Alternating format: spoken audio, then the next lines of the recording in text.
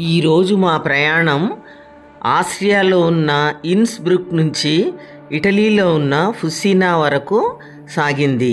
పర్వతాల మధ్యగా నదుల వెంబడి మంచుతో కప్పుబడ్డ ఆల్ప్స్ పర్వతాలు, మధ్యలో పచ్చని లోయలు, ప్రతి క్షణం ఎంతో అందంగా ఉండింది. మధ్య మధ్యలో చిన్న గ్రామాలు, పూలతో నిండిన వీధులు ప్రయాణానికి కొత్త అందం తెచ్చాయి. సుమారు 4 గంటల ఈ డ్రైవ్ మాకు ఒక అందమైన యూరోపియన్ కంట్రీ సైడ్ అనుభవాన్ని ఇచ్చింది.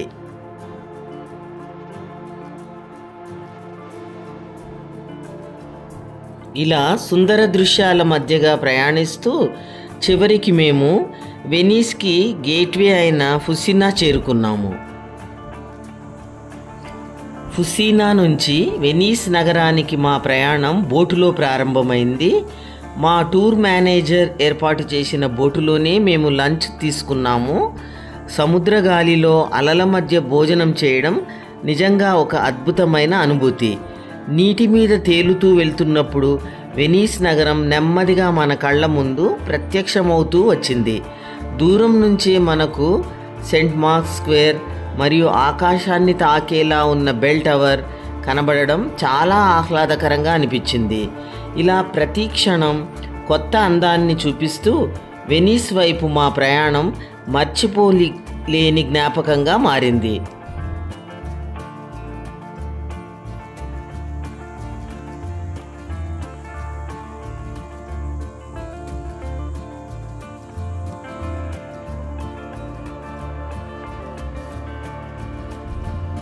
బోటు నుంచి దిగిన తరువాత మేము ప్రసిద్ధమైన బ్రిడ్జ్ ఆఫ్ సైస్ను సందర్శించాము.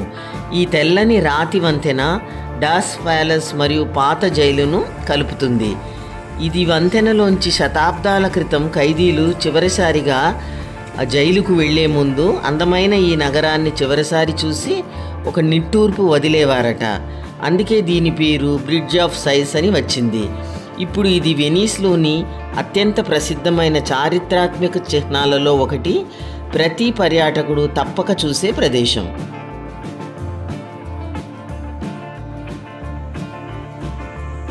ఆ తరువాత మేము ఎంతో ఆసక్తిగా ఎదురుచూసే గండోలా రైడ్కి వెళ్ళాము. ఇది వెనీస్లో తప్పక అనుభవించాల్సిన ప్రత్యేక అనుభూతి. గండోలా ఒక సన్నని పొడవైన బోటు, సుమారు 4 వరకు కూర్చోగలరు. ఈ బోటు నడిపే వ్యక్తిని గండోలియర్ అంటారు. ప్రత్యేక శిక్షణ పొందిన ఈ నిపుణుడు బోటును కేవలం ఒక పెద్ద దండంతో సమతుల్యం చేస్తూ నడపడం అతని కళ. గండోలియర్ వెనీస్లో లైసెన్స్ పొందడానికి ప్రత్యేక కోర్సులు పూర్తి చేయాలి. వారి సాంప్రదాయంగా బ్లాక్ ప్యాంట్, వైట్ షర్ట్ మరియు రెడ్ లేదా బ్లూ టీషర్ట్ వేసుకొని తలకు రిబ్బన్ ఉన్న టోపీతో వారి యూనిఫామ్ మరింత ఆకర్షణీయంగా ఉంటుంది. సన్నటి నీటి మార్గాల్లో పాత భవనాల మధ్యగా గండోలా సాగుతూ వెళ్ళడం అది కలలా అనిపించే అనుభూతి. ఈ బోటు ముందుగా గ్రాండ్ కెనాల్ మీదుగా సాగుతుంది. ఇది వెనీస్ యొక్క ప్రధాన నీటి మార్గం. అక్కడ నుంచి రియాల్టో బ్రిడ్జ్ కనిపిస్తుంది. వెనీస్లోనే పాతదైన ప్రసిద్ధమైన వంతెన. తర్వాత రైడ్ చిన్న చిన్న నేరో కెనాల్స్లోకి మళ్ళుతుంది. పాత భవనాల మధ్యగా వాటి కిటికీల పక్కగా గండోలా నెమ్మదిగా కదులుతుంది.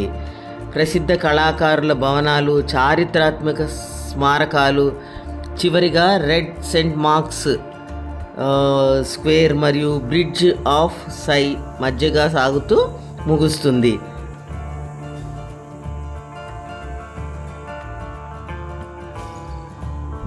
గండోలా రైడ్ ముగించుకొని మేము సెయింట్ మార్క్స్ స్క్వేర్ దగ్గర సముద్ర తీరాన 2 భారీ రాతి స్తంభాలను చూసాము.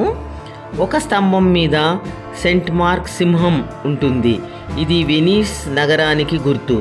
మరొక స్తంభం మీద మనం చూసే ఈ వ్యక్తి సెయింట్ థియోరోడ్, వెనీస్ మొదటి రక్షక దేవుడు.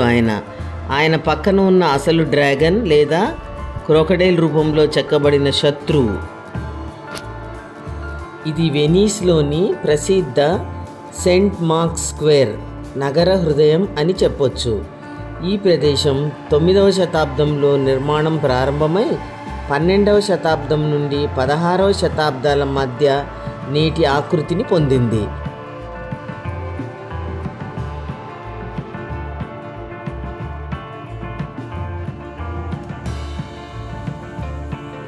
స్క్వేర్లో ప్రధాన ఆకర్షణ సెయింట్ మార్క్స్ బెసిలికా.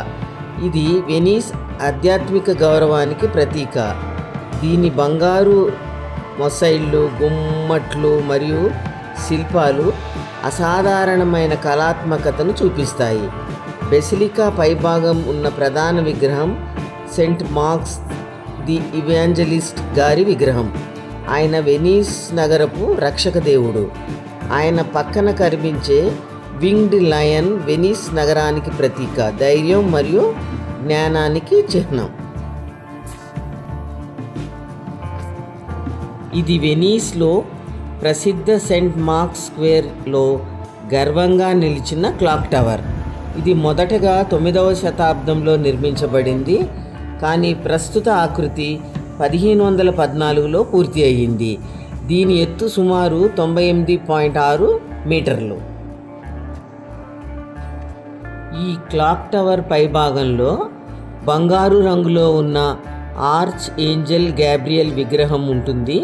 ఇది గాలిని అనుసరించి తిరుగుతుంది. క్యాంపనైల్ టవర్ అసలు ఉపయోగం లైట్ హౌస్ మరియు వాచ్ టవర్గా ఉండేది. సముద్రం నుంచి వచ్చే నౌకల దిశను చూపించడానికి దీన్ని కట్టారు. డాచ్ ప్యాలెస్ వెనీస్లోని అత్యంత చారిత్రాత్మకమైన మరియు అద్భుతమైన భవనాలలో ఒకటి. ఇది 14వ శతాబ్దంలో వెనీస్ డ్యూక్లు లేదా డాజ్లు నివసించేందుకు నిర్మించబడింది. భవనం గోతిక్ ఆర్కిటెక్చర్ శైలిలో నిర్మించబడింది.